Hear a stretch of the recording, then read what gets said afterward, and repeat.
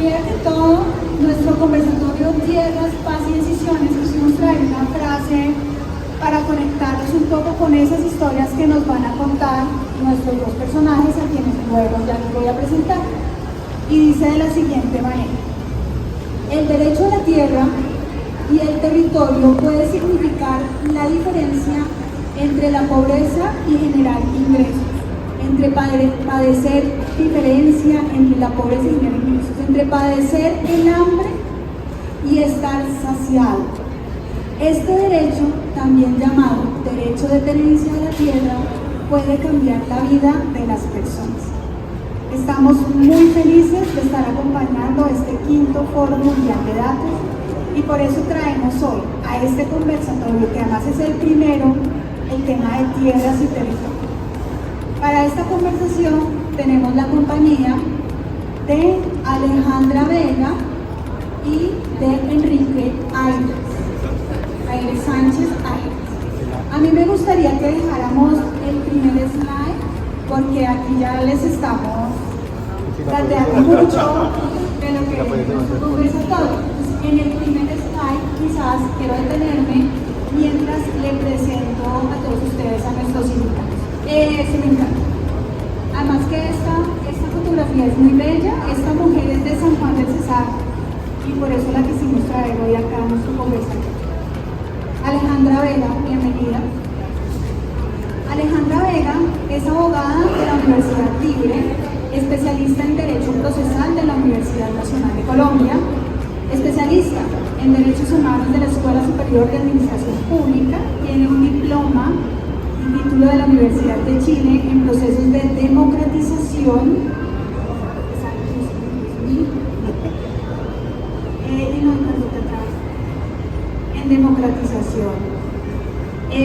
ha trabajado vinculada con el INCODER, el Instituto Colombiano de Procesos Agrarios, como litigante en sistemas nacionales e internacionales. También se ha desempeñado como investigadora en enfoques diferenciales, tierras y procedimientos especiales. Desde el año 2014, Alejandra hace parte de nuestro equipo de FAO en Colombia, es nuestra especialista senior en tenencia de la tierra y directrices voluntarias sobre la gobernanza responsable de la tenencia de la tierra, la pesca y los bosques. Y también está nuestro amigo Enrique Sánchez Aires. Enrique es el jefe de la Oficina Regional de Medellín de la Misión de Verificación de la ONU en Colombia desde mayo de 2022. Cuenta con experiencia de más de 14 años en procesos de construcción de paz en la Oficina Regional de Interpeace para América Latina. Igualmente, ha estado adscrito a la sede de Naciones Unidas en Nueva York. Con anterioridad también estuvo en la sede de Interpeace de Ginebra, apoyando operaciones de paz de la ONU, promoviendo el uso de estrategias de diálogo e investigación para la consolidación de la paz y la prevención de conflictos. Los programas a su cargo se desarrollaron en contextos diversos como Israel, Liberia. ¿Qué tal los invitados? Bien, ¿no? Ahora quiero entregar en este momento este micrófono y la palabra a Alejandra Vega, quien además nos va a conducir esta agradable conversación por 25 minutos de aquí en adelante. Muchas cosas que contar, muchos datos detrás de ellas, de estas historias, y bueno, pues aquí una ayuda también visual con unas infografías que les van a permitir tener estos datos en su mente, porque detrás de ellos hay muchas historias, pero los datos son muy relevantes para nuestro trabajo. Alejandra, muchas gracias, bienvenida. A ti, María del Pilar. Como bien lo decía María del Pilar, pues un invitado de lujo, Enrique Sánchez, y de qué vamos a hablar, de tierra, paz y decisiones. Y en este caso nos vamos a enfocar también en el papel de las Naciones Unidas en este tema en Colombia. Por eso esta conversación va a estar a dos voces. Por un lado, Enrique nos va a contar cuál es el papel de la misión de verificación, cuáles son los datos, porque estamos en el Foro Mundial de Datos, los datos del Acuerdo de Paz, y luego nosotros, que hacemos parte también de la Agencia de las Naciones Unidas para la Alimentación y la Agricultura, vamos a aterrizar el seguimiento de esos datos como garantes que somos del punto 1 de la reforma rural integral. Entonces, Le doy la palabra al colega, le doy la palabra a Enrique para que nos comente cuál es la misión de verificación en Colombia y además nos profundice sobre los datos duros del acuerdo de paz. Bueno, muchísimas gracias a las dos, muchas gracias por la introducción amable. Yo quería contar primero, para que se entienda cuál es nuestro rol en todo esto, en el título de la conferencia de hoy, qué es lo que hace la misión. Está resumido acá. Quería contarles que la misión, a diferencia de las agencias, fondos, misión y agencias, fondos y programas de Naciones Unidas, la misión llega a Colombia por un tiempo determinado, dependiendo de la invitación que nos hace el gobierno, o sea, las partes firmantes, el gobierno y las antiguas FARC, para seguir verificando el acuerdo de paz de 2016. Se ponen de acuerdo por primera vez en 2016 para invitar al Consejo de Seguridad, y el Consejo de Seguridad aprueba una misión de paz, una misión política. ¿De acuerdo? Entonces, digamos que nuestra naturaleza es muy diferente a la FAO, al PNUD, a otras agencias que ustedes conocen seguramente, en el sentido de que es directamente mandatada desde el Consejo de Seguridad, es una misión política, no es técnica, digamos, no somos expertos en estos temas, pero bueno, sí nos toca obviamente verificar y acompañar procesos, y que tiene una duración limitada, que bueno, se viene extendiendo año por año, se acaba de extender en octubre el mandato hasta el próximo año, hasta el próximo octubre. En ese sentido, pues fuimos invitados inicialmente a verificar el cese al fuego definitivo y la dejación de armas de las FARC entre noviembre del 2016 y septiembre del 2017. Ahí nosotros hicimos de hecho la recepción de armas, etcétera. Lo pueden ver en los paneles, hay una presentación de cómo fue ese proceso. Después de eso iniciamos lo que mucha gente conoce como la misión 2, en realidad es una segunda etapa, en donde nos enfocamos en dos temas inicialmente: recuperación social, económica y política de los firmantes de paz, de las antiguas FARC, y las garantías de seguridad tanto de los firmantes como de las comunidades donde ellos están reincorporando y las más afectadas por el conflicto. Después de eso, en 2001, en mayo, se añadió un tercer punto de verificación que tiene que ver con el acompañamiento al Sistema Integral para la Paz, en concreto las sanciones propias de la JEP, que todavía no se han emitido, pero esperamos que en el próximo año se salgan las primeras sanciones. Y después ya en este gobierno, en el gobierno de Petro, nos invitaron también a verificar el punto 1, donde ahí hacemos referencia a lo que viene después, de la reforma rural integral y el capítulo étnico. Y un tema transversal que todas las agencias de la ONU siempre tenemos que acompañar y verificar, que son todos los datos relativos al tema de género, a las condiciones de género. Entonces, ese es un poco el mapa general, y como dije, pues vamos año por año renovando nuestro mandato hasta que el gobierno considere que es oportuno. Ahora, en temas específicos de la reforma rural integral, y bueno, un poco en general también hablando del tema de la importancia de los datos para la verificación, pues cualquiera puede entender que no se puede verificar nada si no se tienen los datos precisos de qué está pasando en el país, ¿cierto?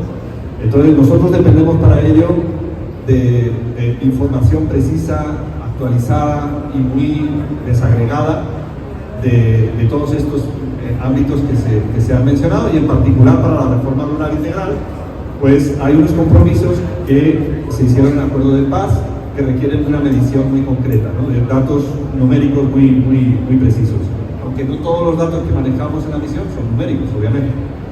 Pero bueno, para resaltar acá, en términos de tierra, hay un compromiso de entrega de tierras de 3 millones de hectáreas. Para eso se compromete el gobierno a crear un banco de tierras, etc.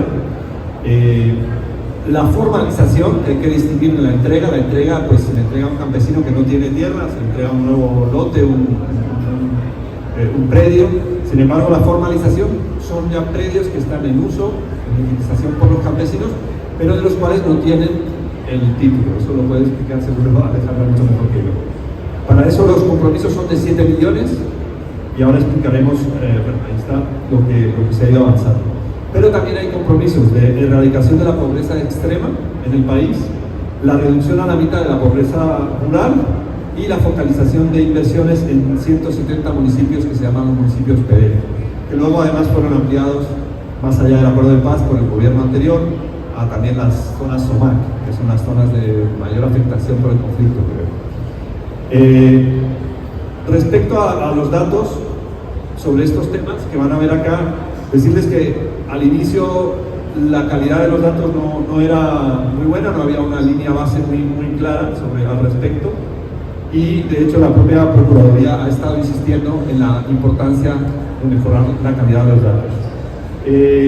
A lo largo de 2024, tanto el Ejecutivo, el Gobierno, como en particular el Ministerio de Agricultura, ha hecho un esfuerzo para mejorar esta situación, y en base a ese esfuerzo particular es que podemos presentar hoy esta información bastante detallada, como podrán ver.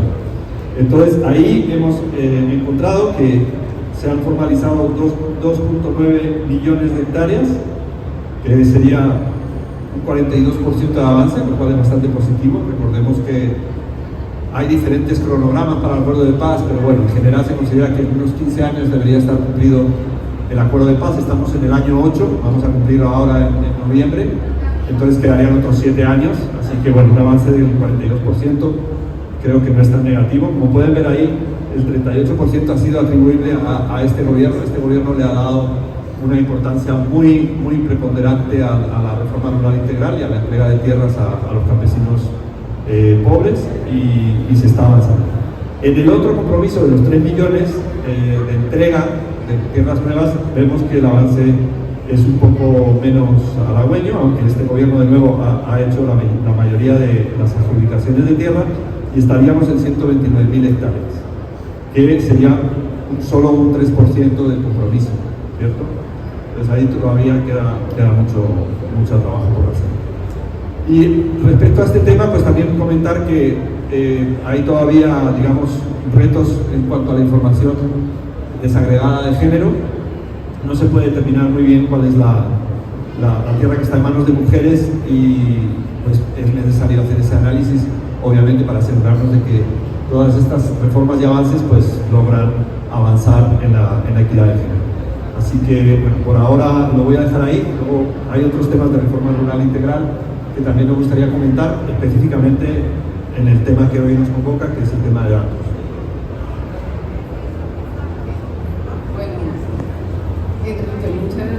Muchas gracias. Interesante el panorama también que nos trae la misión, porque es un panorama que está enmarcado en un tiempo determinado. Primero, en una larga conversación para lograr sentar a las FARC-EP y el gobierno colombiano a hablar de paz, en una conversación que está pues atada para nosotros desde los mediados del siglo XIX hasta el año 2016, y que ha pasado por una línea de tiempo estructural de reformas institucionales para poder asumir un reto muy importante en nuestro contexto, que es la distribución de la tierra, que además ha sido uno de los motores o de los detonantes más grandes del conflicto en Colombia.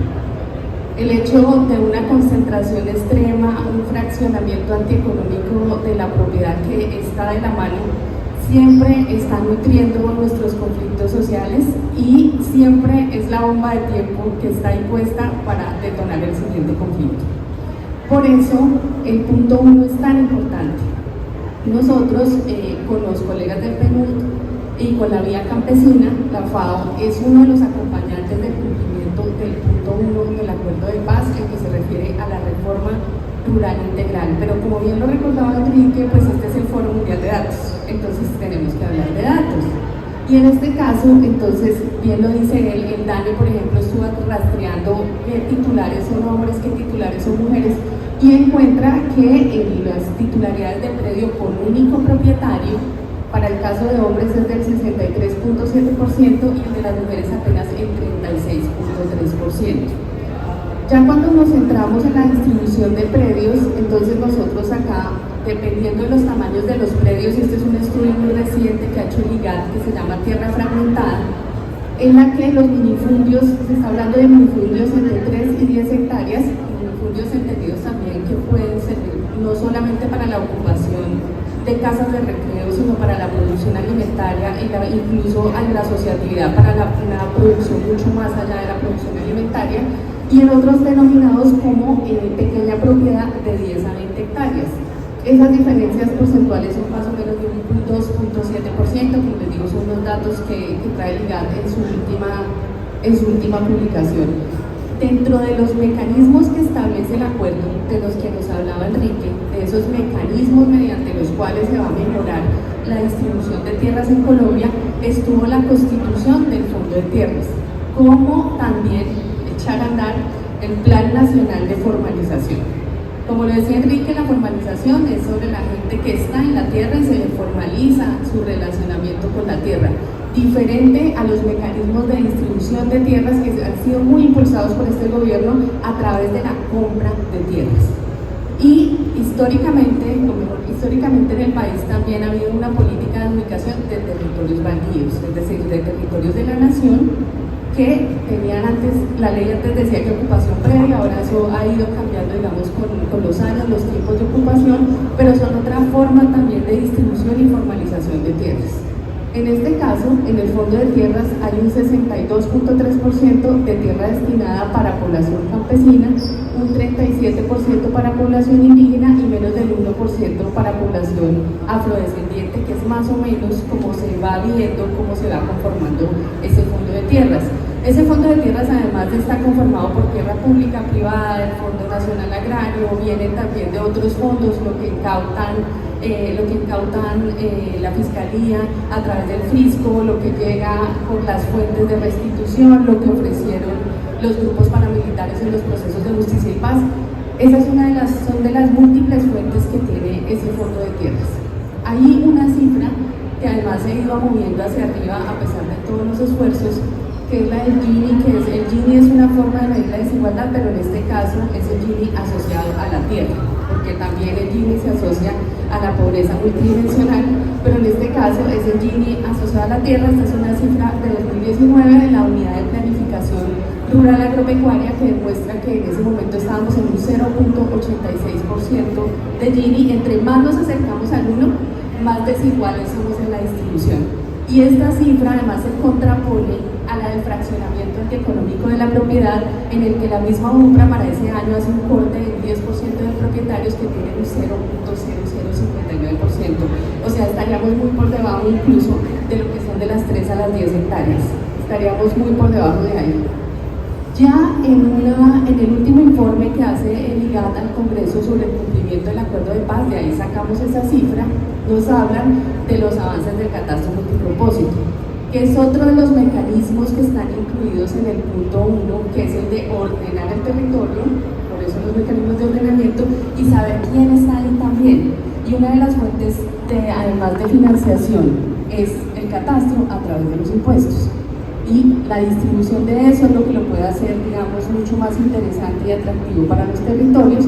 Y en este caso, en ese último informe que presenta el IGAD, nos dice que ha habido avances en la actualización de catastro en 86 municipios con catastro rural actualizado y 19 municipios que han sido gestionados por el IGAD y otros que han sido gestionados por los denominados operadores catastrales, que en tiempos anteriores se crearon gestores y operadores diferentes del IGAD. Ahora se recentralizó, digamos, el papel de las entidades nacionales y con ello mismo el IGAD y de sus oficinas territoriales.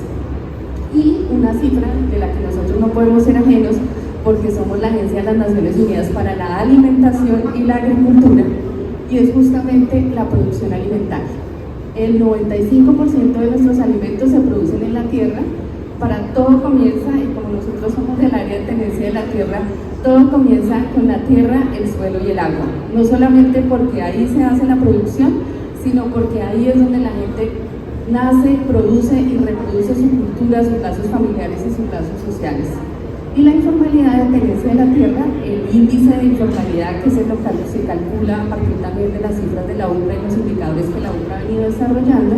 Y esta es una cifra 2019-2020, se calculaba que en 2019 teníamos un índice de informalidad superior al 50% y para el 2020 estábamos en el 52% de índice de informalidad. informalidad. Estos índices se tienen en cuenta cuando se van a empezar intervenciones municipales o territoriales para saber qué tanto, por ejemplo, hay que hacer de plan de formalización, qué tanto hay que hacer de legalización o qué tanto habría que hacer de redistribución. Entonces, frente a todo eso, nosotros como acompañantes del acuerdo también, ¿qué hacemos? ¿Qué estamos haciendo? Llevamos varios años trabajando en mecanismos que están asociados al acuerdo de paz, algunos de ellos, otros que están especialmente dentro de la ley agraria y las leyes ambientales, que son mecanismos que también permiten la protección de los territorios. Entonces hemos trabajado, hemos apoyado metodológicamente y a través de indicadores, de sistemas de información, de métodos colaborativos. Ustedes allá en la primera pantalla van a poder ver un software que trabaja la FAO, que es un software libre, que se llama el Open Tenure, que se trabaja directamente con las comunidades. Nosotros hemos hecho ya dos pilotos en Colombia, uno se hizo en Acandí, otro lo hicimos en Catatumbo, en un proyecto que estamos trabajando con jóvenes en Catatumbo, que es, como dicen los ingenieros de sistema, muy intuitivo y ayuda a la gente a hacer el levantamiento de su información geográfica y ayuda a la gente también a revalorizar los datos de sus propias comunidades, que es muy importante.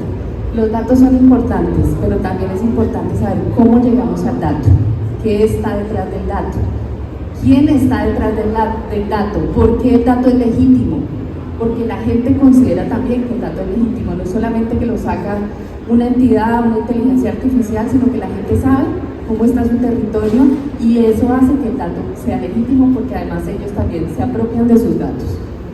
Están los procesos de formalización. Nosotros hemos apoyado también, como con otros colegas, con temas metodológicos bajo el enfoque de la participación informada.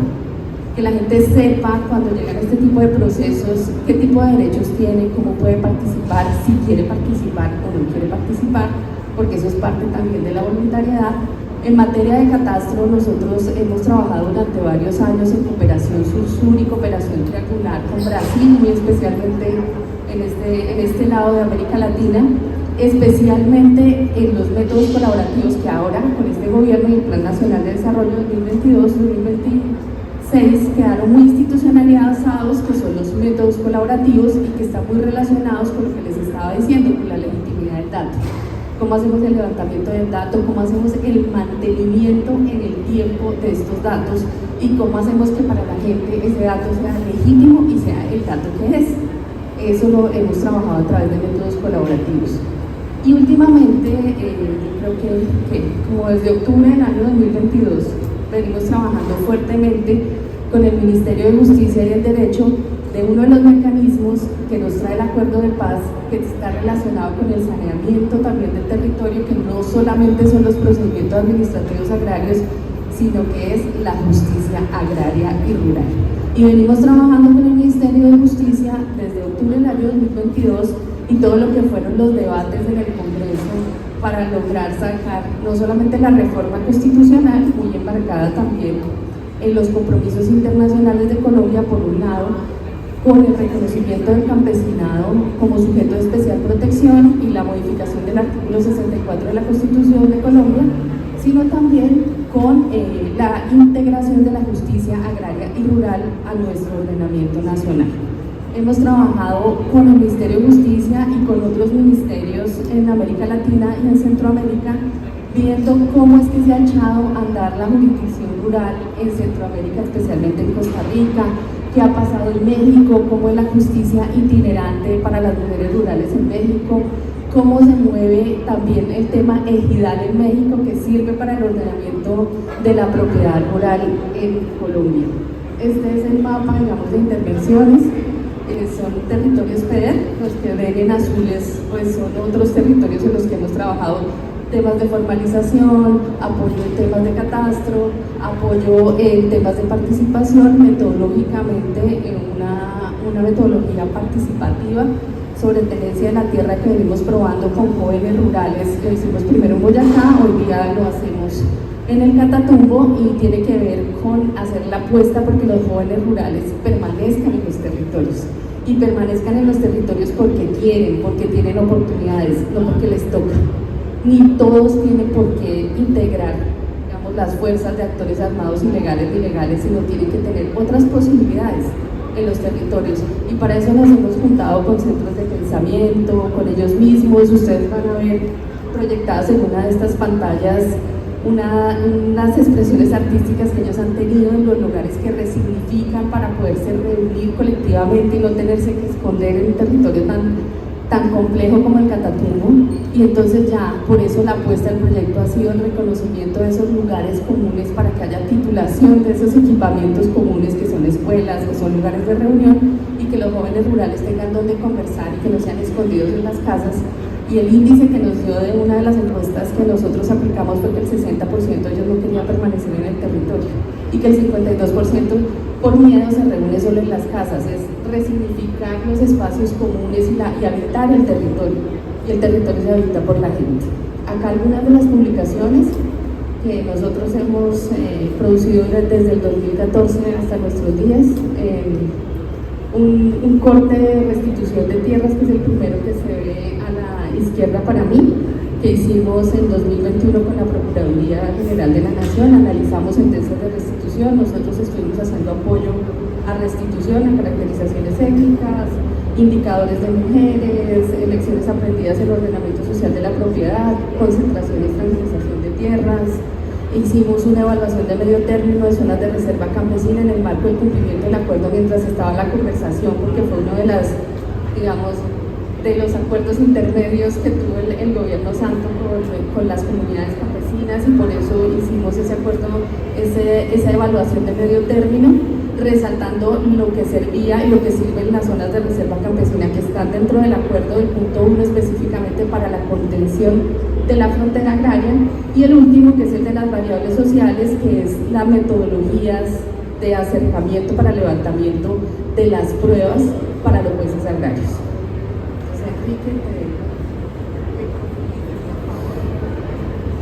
Sí, no, solo ya unos comentarios muy generales, digamos, un poco más ampliamente, mirando no solo el tema de tierras, ¿no? Como tú también has ido mencionando. Obviamente el catastro tiene una importancia brutal. Entiendo que ahí hay necesidades de interoperatividad entre distintas bases de datos, hay varias entidades involucradas, catastros descentralizados, conexión con notaría de registro, etcétera, etcétera. Ciertos retos ahí, ya hablando de retos de datos, ¿no? Respecto a la reforma rural integral. Nosotros creemos que el acuerdo de paz y la verificación es una oportunidad, digamos, para que el Estado también fortalezca su capacidad de gestión de información y de datos. Obviamente nosotros no somos los encargados de medir directamente, sino que nos apoyamos en muchas bases de datos y muchos esfuerzos, encuestas que se hacen. Por ejemplo, hay una encuesta muy importante que en los últimos años se le ha dado prevalencia, la encuesta nacional de calidad de vida, que sirve para un objetivo que no solo es del acuerdo de paz, porque hay uno de los planes nacionales de reforma rural integral habla sobre la inseguridad alimentaria, sino que también es un objetivo del milenio, o sea, está entre los, ya no sé, de desarrollo sostenible, es uno de los objetivos de desarrollo sostenible. Entonces es muy importante poder medir esos temas con calidad y también con desagregación, como dije al principio, es decir, tenemos que saber las diferencias entre hombres y mujeres, entre jóvenes y mayores, entre pueblos étnicos y pueblos no étnicos. Por ejemplo, ahora el Congreso de la República reconoció el campesinado como sujeto de especial protección constitucional. ¿Qué significa eso en términos de mediciones de datos? Pues hay que saber qué está pasando con el campesinado. Hay que distinguir a los campesinos de los no campesinos para poder dirigir políticas públicas hacia esas poblaciones. En ese sentido, pues creemos que los esfuerzos de medición, obviamente Colombia es un país que tiene calidad y capacidad de medir, pero pues siempre se puede mejorar. Creemos que los datos sirven también para planificar bien las políticas públicas, para orientarlas, dirigirlas hacia los sectores, por ejemplo, más desfavorecidos. También sirven para apoyar la democracia participativa, para que el público, digamos, los ciudadanos puedan participar en discutir y en ayudar a priorizar a los gobiernos, tanto el nacional como los departamentales y locales.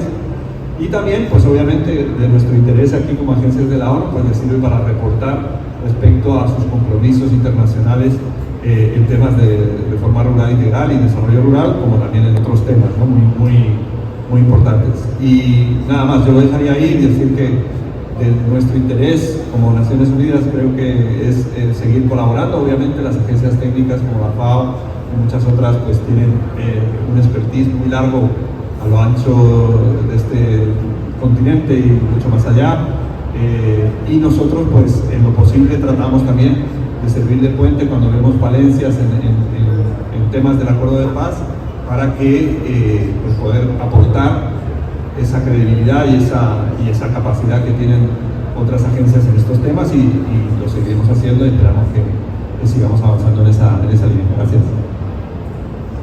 Muchas gracias, Enrique. Creo que cerró muy bien, digamos, es muy importante el tema de los datos. Por supuesto, nosotros tenemos acá entidades públicas que captan, que recolectan, que procesan datos, eso es muy importante, pero en temas de tierra siempre está este tema de interoperabilidad entre catastro, registro, salirnos de esos viejos esquemas españoles de todo escrito, solo escrituras sin linderos. Ya eso lo hemos ido superando en los últimos años, pero eso nos pesa mucho desde nuestra historia republicana para un poco la modernización. Y lo concluiría, como lo hace él, nosotros estamos para prestar apoyo técnico a los gobiernos, estamos donde quieren que estemos, básicamente, porque ese es, digamos, el acuerdo que tenemos, pero no olvidar lo que les decía, o sea, los datos son muy importantes, pero quién y qué está detrás de los datos, qué lo hace legítimo, cómo participa la gente en esos datos y cómo esos datos pueden irse actualizando a través del tiempo sin que tengamos que invertir montones de recursos en eso, cuando podemos hacer de los métodos colaborativos una metodología sencilla que nos apoye en ese tipo de cosas. Invitarlos a que puedan ver, vamos, a través de todas estas ayudas audiovisuales, tanto con lo que hace la misión como lo que hacen los otros colegas de las agencias de Naciones Unidas. En este primero, pues, lo que hace la FAO, hay aquí un ingeniero desarrollador, SIC, que es Cristian Castañeda, que está allá atrás, que puede explicarles cómo funciona el Open Tenure. Ahí está, cómo es un método colaborativo de levantamiento de información que se usa o lo hemos usado para muchos temas forestales, pero también se usa para comunidades técnicas. Estamos en una conversación muy interesante que nos ha abierto este gobierno y el IGAD, con grupos técnicos de manejo de los datos, de procesamiento de datos, de acuerdo de cómo se manejan esos datos cuando son datos comunitarios, y creo que en unos años podemos hacer una evaluación de cómo va esto. Muchas gracias, Enrique, y muchas gracias a ustedes por escucharnos. Una cosa más, sabemos que el reto era gigante tener un conversatorio con este tema, con datos, en 30 minutos. Creo que los cumplimos justo sobre el tiempo. Nos pasamos quizás 2 minutos más. Sin embargo, quería terminar solo precisando que cuando estábamos preparándonos para llegar a este Foro Mundial de Datos, empezamos a descubrir unas historias demasiado atractivas que quisimos dejar desplegadas en esas piezas comunicativas que hay en el tótem, en esa experiencia que está allí en una pantalla horizontal, fragmentada. Allí hay historia también. Los datos cuentan historias. Y aquí en esta pantalla gigante van a ver una muy bonita y se van a acordar de mí. Por favor, reparen, tómense foto al lado de ella. Es un mural precioso. Se encuentra en Villa del Rosario, norte de Santander, realizada por un artista o por un equipo de artistas, de esos jóvenes que en la encuesta inicial para hacer el diagnóstico, para determinar las condiciones de tenencia de la tierra, dijeron más del 60 o cerca del 60%, mejor, corrijo, 60% de los jóvenes no están seguros de permanecer en su territorio.